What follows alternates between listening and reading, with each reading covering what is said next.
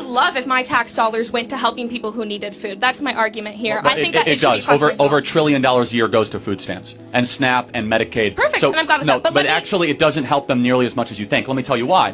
Because then we subsidize bad eating habits of the poor, so that the working poor is very obese, so they go buy Coca-Cola, Pepsi, and Frito-Lays, and the church is not involved, where the church would then say, hey, instead of going to the local grocery store with a bunch of food stamps and SNAP benefits, why don't you come by our church and we'll feed all of you and a much more healthy meal made by our own members, and then you can hear the gospel afterwards. That's the church in practice.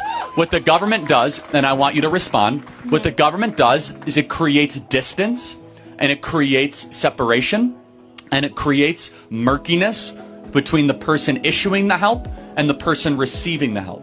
What private charity and philanthropy does, as the church designed it, is it's much more relational. So there's a single mom coming into the church saying, I can't feed my kids, I need help.